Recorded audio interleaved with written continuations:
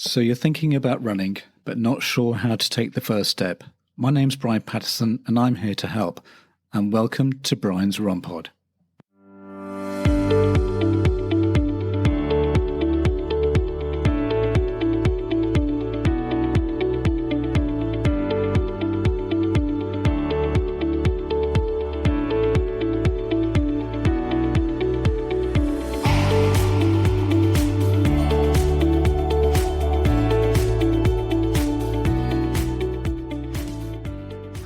Welcome back to Brian's Run Pod. If you've been listening to the past episodes, I just want to say a very big thank you. In today's episode, we're going to be looking at something that I'm really bad at, and that is stretching.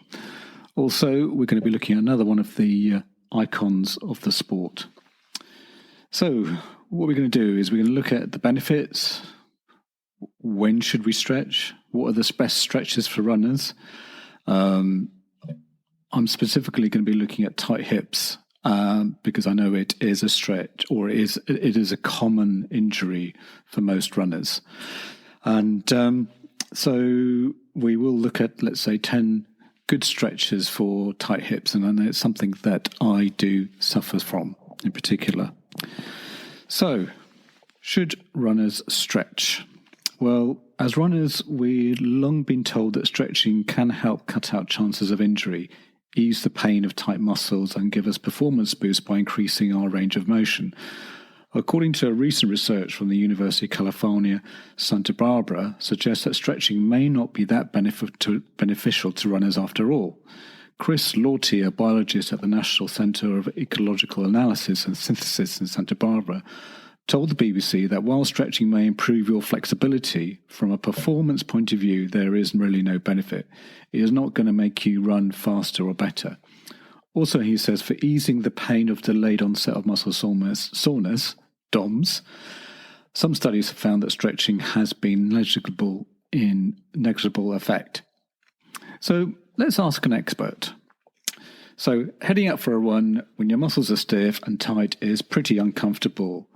But Hannah Williams, an osteopath and owner of Burton Joyce Osteopath in Nottingham, advises against doing traditional static stretches pre-run.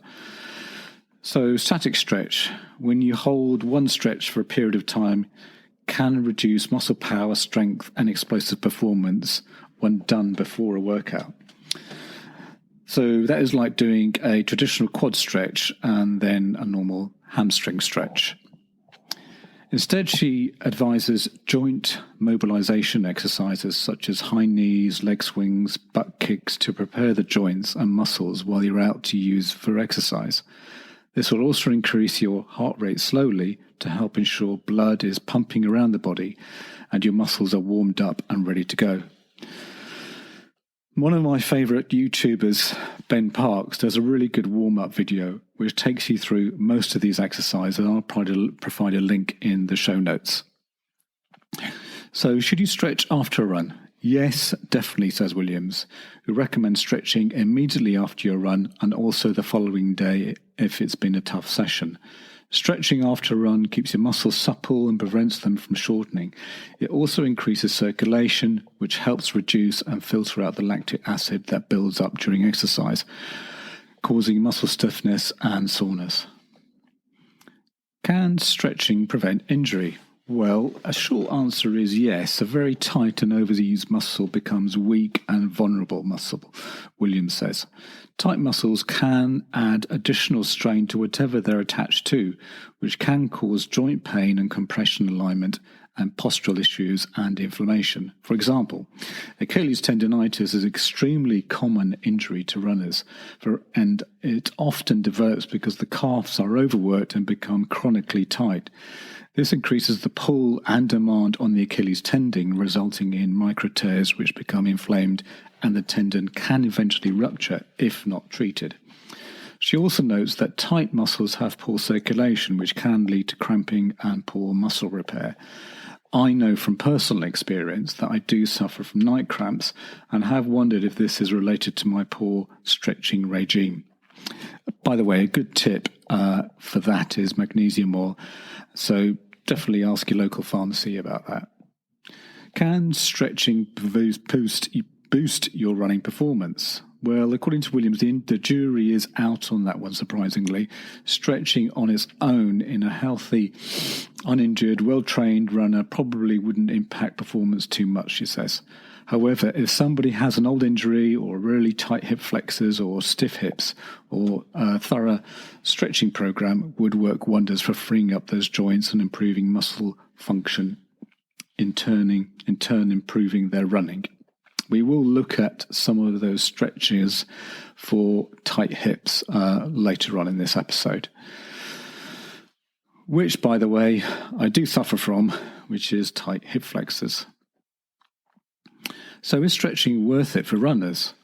Most of us enjoy the feeling of a good stretch, and while some studies throw doubt into the benefits, Williams thinks that stretching offers advantages for the majority of recreational runners. Many studies focus on serious athletes, she says, and it's important to remember that this isn't most of us. People who hold down a full-time job and squeeze in a few runs per week need different fitness and rehab regime. Lots of us sit at a desk from 9 to 5, me included, and don't have the same levels of muscle strength or stamina as a professional athlete or access to coaching. So this is an important point. For us, stretching is a way to combat everyday life and allow us to better enjoy our hobbies injury-free. She recommends all runners stretch their hip flexors, glutes, hamstrings, and calves, and add strengthening exercises for the same areas and core work to their training regimes. So we are going to do some stretching, and let's come up with some golden rules. Don't consider stretching a warm-up, or you may hurt yourself if you stretch cold muscles. Before stretching, warm up with some light walking, jogging, or biking, or low intensity for 5 to 10 minutes. Focus on major muscle groups. Concentrate your stretches on the major muscle groups such as the calves, hips, thighs, lower back, neck and shoulders. Make sure that you stretch both sides. Don't bounce. Stretch in a smooth movement without bouncing. Bouncing as you stretch can injure your muscle, can actually contribute to muscle tightness. Hold your stretch. Breathe normally and hold each stretch for about 30 seconds. In problem areas, you may need to hold it for about 60 seconds. So what we're going to do is we're going to go through 10 hip stretches. So the first one we're going to do is the chair stand. And by the way, there will be a link in the show notes to all these stretches. So chair stand. Rest the back of a chair against a wall. Sit on the edge of a seat with your feet flat on the floor and the knees bent. Cross the palms, placing each hand on the opposite shoulder. Lean back into the chair. Lean forward and with a straight back and shoulders, slowly move into a standing position. Slowly sit and repeat that for 10 times. Knee lift. Lie on the floor, on the floor or a mat with both legs extended. Move the left knee up to the chest. Use both hands to pull the knee gently closer to the chest. Hold for 10 seconds. Repeat with the other leg. Perform 10 times on each leg. The internal hip rotator stretch. Sit with your back against the back of a chair. Lift the right leg and place the right ankle on the left thigh and the right knee pointing out to the side.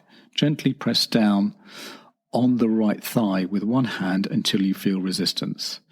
Lean forward slightly at the hips, keeping the back straight, and slowly breathe out while doing this. Hold this pose for about 30 seconds and repeat on the other leg. The external hip rotator stretch. Sit up on a yoga mat with a straight back and legs extended.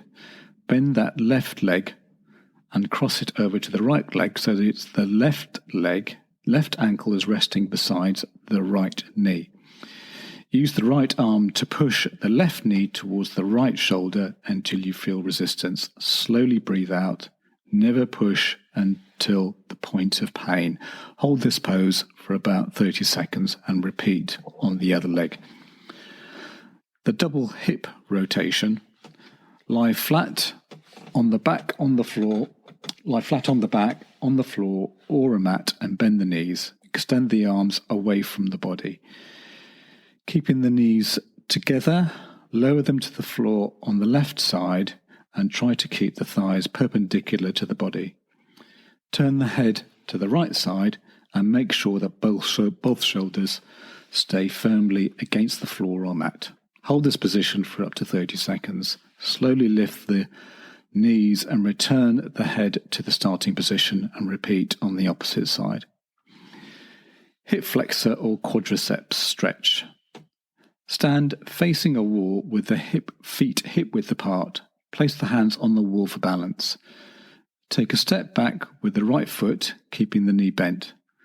Slightly bend the left knee, ensuring that it does not move past the toes. Squeeze the buttocks, muscles, and keep them under the hips. You should notice a gentle pulling sensation in the front of the right hip and thigh. Maintain this position for about 60 seconds and repeat on the other side. Hip extension. Standing facing a wall with the feet hip width apart, place the hands on the wall for balance. Tighten the stomach muscles and keep the back straight, and slowly extend the left leg behind the body. Extend the leg back as far as possible without letting the lower back arch. Hold this position for about 5 seconds. Return to the starting position and repeat for 10 times and perform the exercise on the other side. Hip abduction.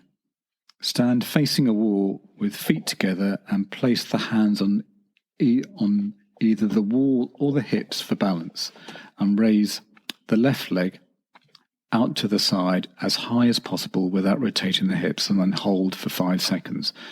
Return to the starting position and repeat again for 10 times. Do the exercise on the other side. Really important to get the balance on both sides of the body. Bridge. Lie on the back on the floor or mat, bend the knees and keep the arms by themselves. Place the palms on the floor. Gently raise the pelvis and lower back off the floor. Hold this position for about 5 seconds. Slowly return to the starting position and lower the top of the spine first, working down to the buttocks, and repeat up to 10 times. Hip and back stretch. Lie flat on the back on the floor or mat. Bend the knees. Using both hands, pull the knees into the chest. With each breath out, bring the knees slightly closer to the shoulders. Do not go farther than is comfortable.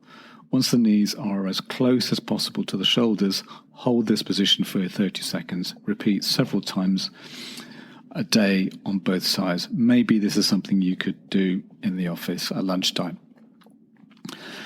Other remedies, you can use a foam roller. I'm sure there are lots of videos on YouTube about using a foam roller to help ease out the hip flexors. You can have massages, a heat pack. You can just move more frequently, so get your step count up.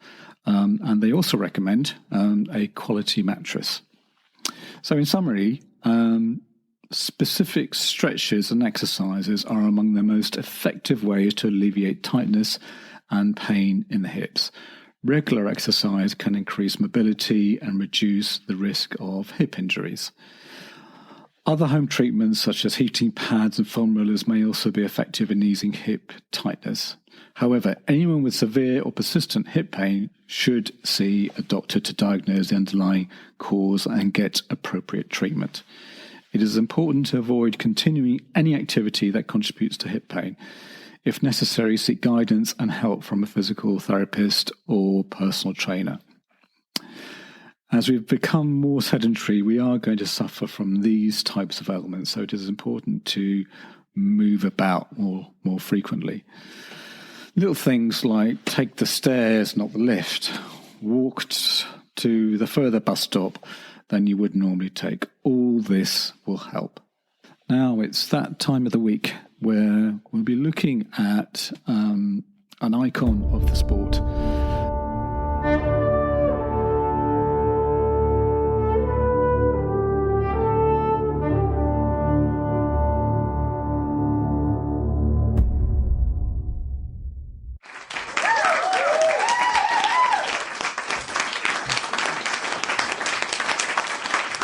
I remember the first record I broke in Oslo in 1979 was an extraordinary moment because it was very unexpected. I'd literally just come out of slithering my way to a degree and trying to train at the same time. And that afternoon before the race in Oslo, I rang my old man up as my coach and I just said, look, what do you think we should do today? And he didn't want to take time off from the business. And he said, well, just go out and run as hard as you can and we'll get a benchmark. That was Sebastian Coe talking on Desert Island Discs, and you can find that particular episode on BBC Sounds. He was talking about his dad, who is the subject of our Icon of the Week. This week, we're going to be talking about Peter Coe, the father and coach of Sebastian Coe. Coe would admit that he owed a lot of his success to his father. Coe would later say, ask me what makes a champion runner and I'll tell you it helps to have a great good sense to choose your parents carefully. Peter Coe was born in Percy Newbold in Stepney, the only child of carpenter and joiner Percy Coe, 1893 to 1974, who had served with the East Surrey Regiment and East Kent Regiment during the First World War, and Violet, daughter of a professional gambler and gymnast, part of a family music hall tumbling act, Henry Breton Newbold.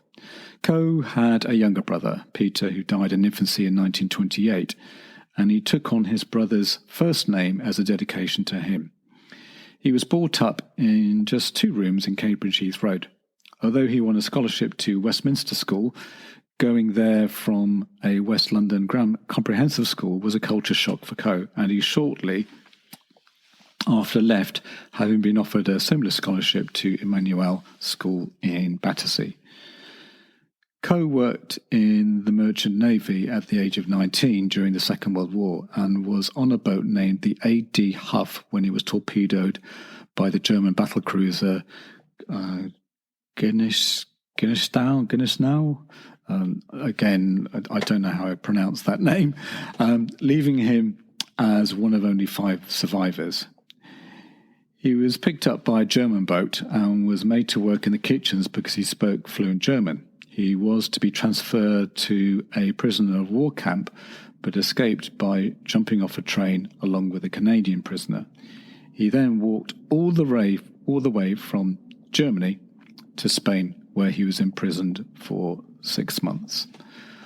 After the war, while Sebastian was still young, the family moved to Sheffield from Middlesex, and he worked there as a production engineer in the steel cutlery factory George Butler & Co., eventually becoming the production manager. He did not begin coaching Sebastian, or Seb, until just before he turned 50, his favourite sport being cycling rather than athletics. Interestingly, Coe became dissatisfied with the athletics coaching offered to his son Sebastian at his first club, the Halmshire Harriers.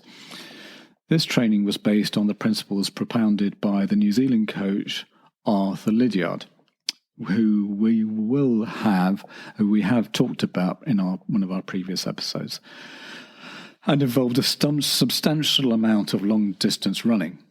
By contrast, Coe took the view that long, slow training turned you into a long, slow runner, and adopted a system of speed endurance training involving fast repetitions with short recoveries based on the ideas of a German coach, Woodmar Gerschler. He used his fluency in German to translate many of the East German books in training, and much of his training was based on self-taught biomechanics from his background as an engineer. In addition to coaching his son Sebastian, Peter Coe also coached Wendy Smith-Sly, who placed second in the 3,000 metres at the 1984 Olympics. He would often refer to himself as Sebastian Coe's coach rather than his father. That's it for another episode, and looking forward to speaking to you next week with some beginner hints and tips about running. I just want to let you know that you can follow me on X, or what was known as Twitter, at Brian's Rompod. I have just recently set up a Facebook page which is called Brian's Rompod, and I am on Instagram at Brian's Rompod. Also, my website is www.briansrompod.co.uk, where you can get show notes, or on whatever podcasting app you are listening to the show. Plus, all my episodes have chapter markers if you need to get to different segments of the show. Plus, leave a review, as it will help others find this podcast. Music is Happy Day by Stock Audio, not forgetting artwork by Alice Patterson. Till next week, thanks again for listening.